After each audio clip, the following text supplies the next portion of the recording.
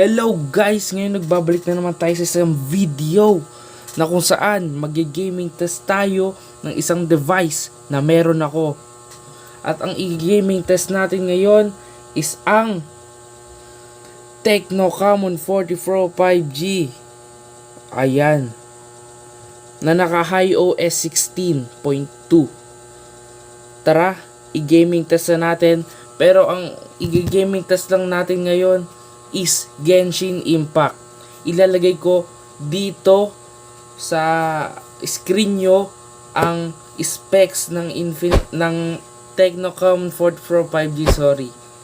Ngayon, simulan na natin. Ayan, i-open na. Tapos, syempre dapat naka full potential yan. Naka performance mode yan. I-open na natin. Dapat maging perfect to. Ayan. Alam nyo kung bakit hindi ko inopen ng screen recording? Kasi maglalag tayo dun. Kapag naglag tayo, di hindi maganda yun. Sa POV ko, nagamit ko to sa photography. And goods naman siya sa photography. Ang problema lang is optimization. Maganda naman siya sa gaming, casual use lang. Hindi ako naglalaro ng mga demanding games like Genshin Impact. Nagtatry lang ako kasi alam kong demanding to and titignan ko kung kakayanin ng Tecno ko. At November ko pala to binili and now still using it. Yes, kasi hindi pa ako bibili ng bago kasi wala pa akong plano. At saka masyadong mahal ang bagong mga device ngayon. Ayan na, mag-open na.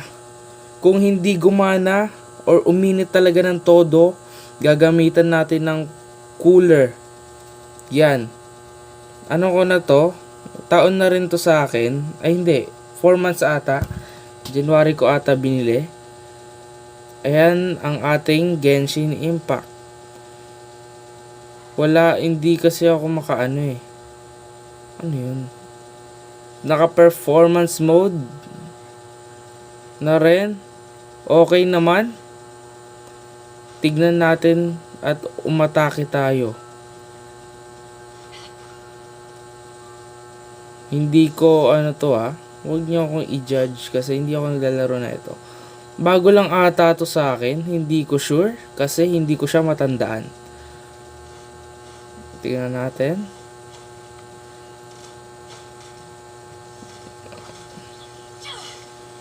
Tignan nyo. Max graphics ata to.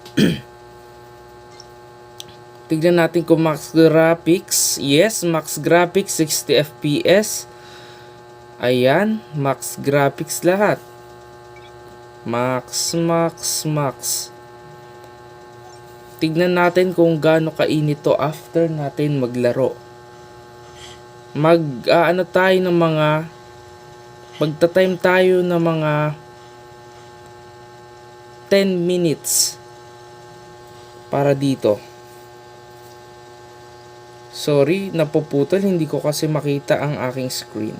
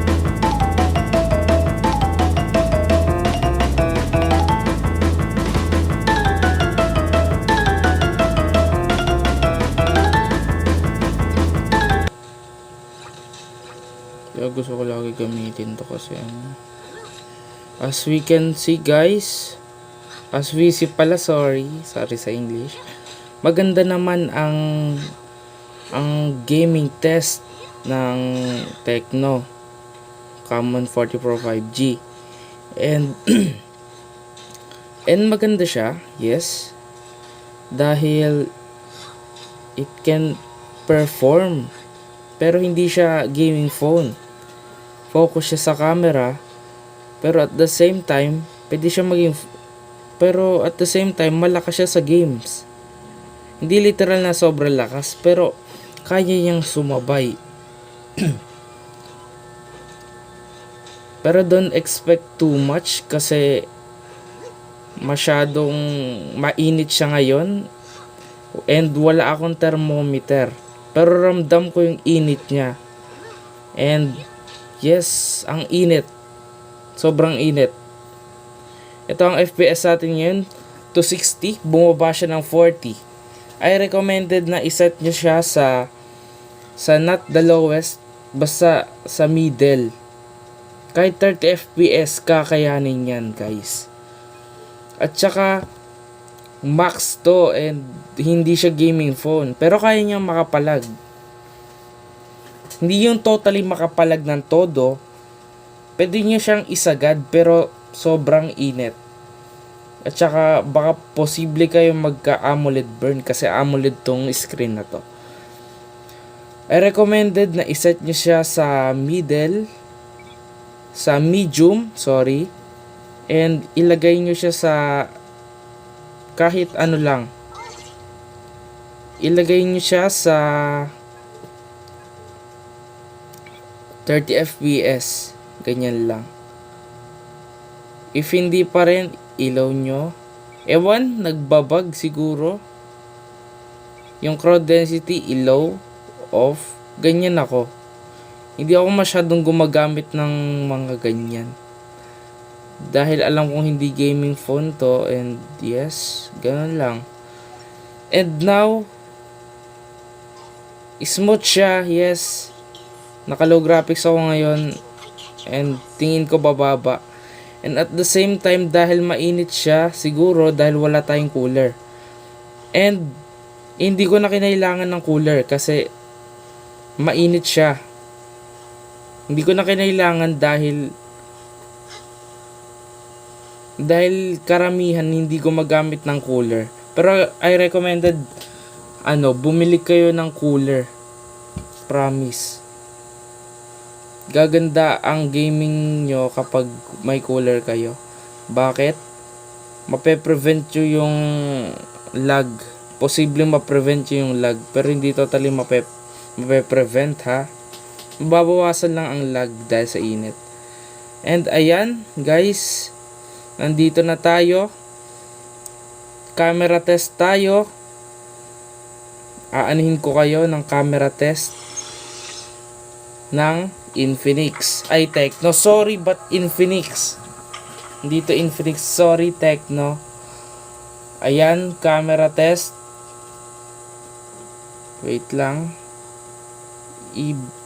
Baliktad natin. Ayan. I-off natin. Naka AI cam to.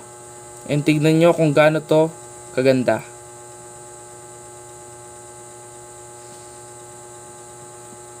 As you can see, ilalagay ko rin yan dyan. At saka meron ako sa TikTok.